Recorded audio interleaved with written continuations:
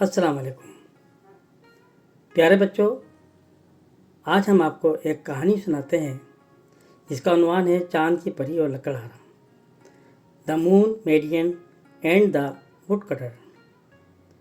پیارے بچوں، یہ کہانی بہت پرانے زمانے کی ہے۔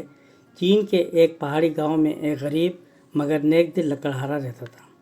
وہ بہت محنتی اور ایماندار تھا۔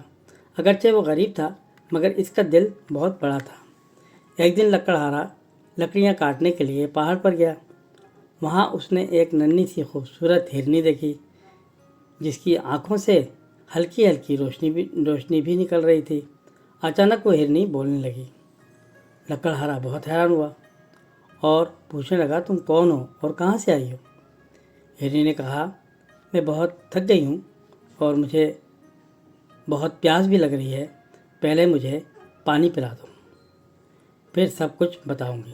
لکڑہارا نے فوراً اپنے تھیلے سے پانی نکالا اور ایک برتن میں ڈال کر ہرنی کو پلا دیا۔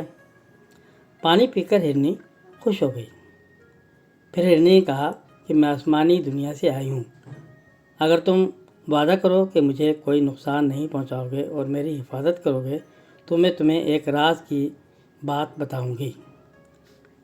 لکڑہارا نے فوراً وعدہ کیا، میں تمہیں کوئی نقصان نہیں پہنچاؤں گا اور ہمیشہ حفاظت کروں گا۔ یہ سن کر ہرنی کو یقین ہو گیا۔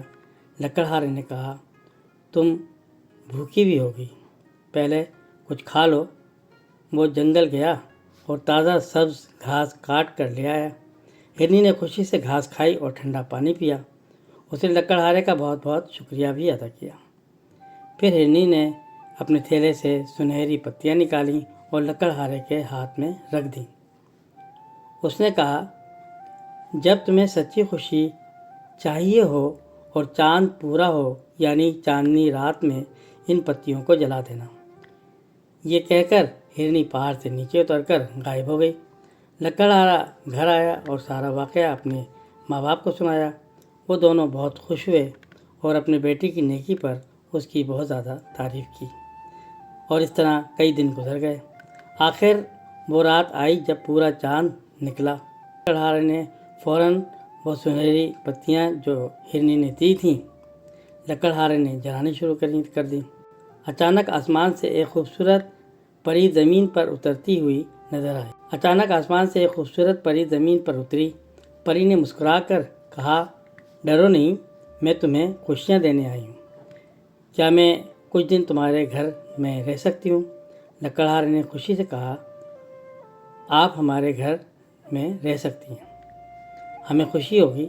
پری اس کے ساتھ اس کے گھر چلی گئی۔ لکڑہارے کے ماں باپ نے بھی پری کا گرم جوشی سے استقبال کیا۔ اگلے دن پری نے بتایا، جس ہرنی کی تم نے مدد کی تھی وہ میری سہیلی ہے۔ تمہاری نیکی سن کر میں بہت خوش ہوئی اور میں خود تم سے ملنے کے لیے زمین پر آئی ہوں۔ پری چند دن لکڑہارے کے ساتھ رہی۔ وہ بچوں کے ساتھ کھیلتی، گاؤں میں گھومتی اور سب کو خوش رکھتی۔ ایک دن پری کے بادشاہ کو پتہ چل گیا کہ اس کی بیٹی زمین پر ہے۔ اس نے فوراً اپنے وزیر کو بھیجا۔ وزیر نے آ کر پری کو واپس چلنے کا پیغام دیا۔ پری رونے لگی۔ لکڑہارا بھی اداس ہو گیا، مگر اس نے کہا کہ آپ اپنے والدین کے پاس چلی جائیں، میں آپ کا انتظار کروں گا۔